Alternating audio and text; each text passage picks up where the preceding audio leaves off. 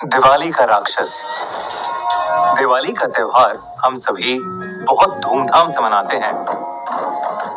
दिवाली के आने से हफ्तों पहले ही बाजारों में भीड़ और मानो हवा में एक अजीब सी खुशी हो जाती है। पर दिवाली की रात पूरे साल की सबसे बड़ी अमावस की रात भी होती है।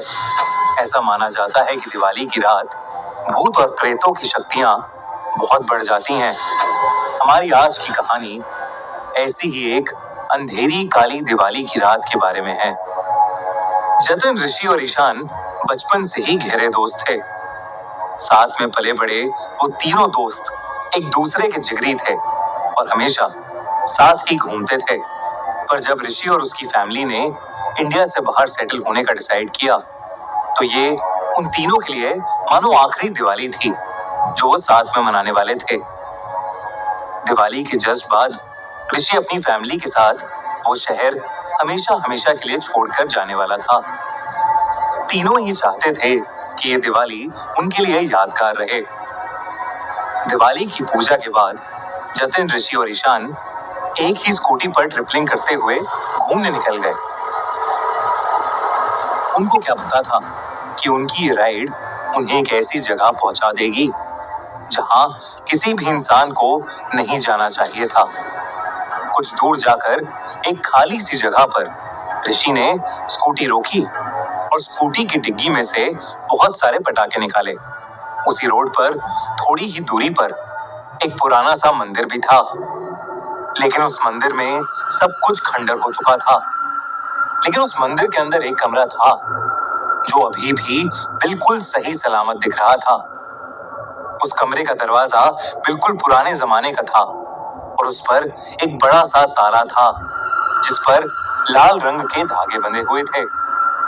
ऋषि ने एक एक करके पटाखे जलाना शुरू कर दिया और तभी ईशान ने एक रॉकेट लिया और दो पत्थरों के बीच में खड़ा करके उसे जला दिया। रॉकेट में आग लगते ही वो रॉकेट प्रेशर से नीचे गिर गया और सीधा उस खंडर हुए मंदिर के अंदर जाकर पड़ गया। एक बहुत ही जोर के धमाके की आवाज आई, पर क्योंकि वो मंदिर पहले से ही खंडर था, तो उन लड़कों ने उस धमाके की ज्यादा परवाह नहीं की और अपनी मस्ती में दूसरे पटाखे जलाने लगे। पर तभी कुछ ही पलों बाद वहां तेज हवा चलने लगी, इतनी तेज कि जिन कैंडल से वो पटाखे जला रहे थे वो भी बुझ गईं। वो हवा देखते ही देखते इतनी तेज हो गई कि जैसे कोई तूफान उन लड़कों की तरफ आ रहा हो। उनके लिए वहां खड़े रहना भी मुश्किल हो गया था। तभी अचानक से वो हवा रुक गई और वहां बिल्कुल सन्नाटा हो गया। ऋषि और जतिन ने एक दूसरे को देखा पर उन्हें ईशान कहीं नहीं दिख रहा था। उन्होंने उसे आवाज लगाई पर उन्हें वो कहीं मिल ही नहीं रहा था। तभी उन्हें ईशान के दर्द से कराहने की आवाज आई। वो आवाज उसी खंडर हुए मंदिर के अंदर से आ रही थी। ऋषि और जतिन दौड़कर वहां पहुंचे तो उस खंडर के पत्थरों के ऊपर ईशान लेटा हुआ था और उसके पेट पर बड़े बड़े नाखूनों के निशान थे। उसके पेट से बहुत खून बह रहा था। जतिन की नजर मंदिर के अंदर गई तो जो दरवाजा पहले बंद पड़ा था अब पूरी तरह से टूटा हुआ था। उन्हें कुछ भी समझ नहीं आ रहा था कि तभी ईशान की आंखें बंद होने लगी। अपने घाव की वजह से वो कुछ बोल भी नहीं पा रहा था और इसलिए उसने घबराई हालत में मंदिर की छत की ओर इशारा किया और जैसे ही जतिन और ऋषि पलटे, उनकी रूह ही कांप गई। मंदिर की छत पर एक दानव जैसा दिखने वाला भयानक जीव चिपका हुआ था। उसका पूरा शरीर जली हुई चमड़ी जैसा था और उसकी आंखें एकदम सफेद थीं। जैसे ही ऋषि और जतिन ने उसे देखा, वो अजीब तरीके से उन्हें देखकर चीखने लगा। वो तीनों बहुत ही बुरी तरह डरे हुए थे। ऋषि और जतिन ने ईशान को उठाया और उस मंदिर से बाहर भागे। वो अजीब सा दानव भी उनके पीछे भागता हुआ छत से नीचे आ गया। उन तीनों को अपनी मौत नजदीक आते दिख रही थी। ईशान को उठाकर भागना बहुत मुश्किल हो गया था और बहुत ज्यादा खून बहने की वजह से ईशान अपने होश भी खोने लगा था। जैसे तैसे करके वो तीनों उसी रोड पर भागते गए। कुछ देर तक भागने के बाद उन्होंने देखा कि वो जीव अब उनके पीछे नहीं था। वो तीनों और तेज भागे और तभी उनको रोड के ऊपर एक खंडर दिखा।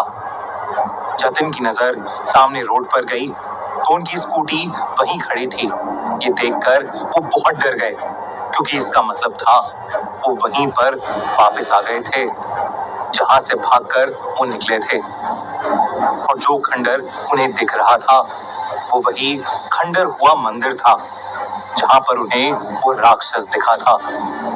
उस मंदिर के बंद दरवाजे के अंदर एक छोटा सा कमरा था जहां एक मूर्ति लगी थी और वो मूर्ति किसी और की नहीं बल्कि उसी दानव की थी जो उनके पीछे पड़ा था। उस मूर्ति के नीचे लिखा था जय खंगोर देव। वो तीनों बेहद डर गए थे। उन्हें समझ नहीं आ रहा था कि वो कहां पहुंच गए हैं।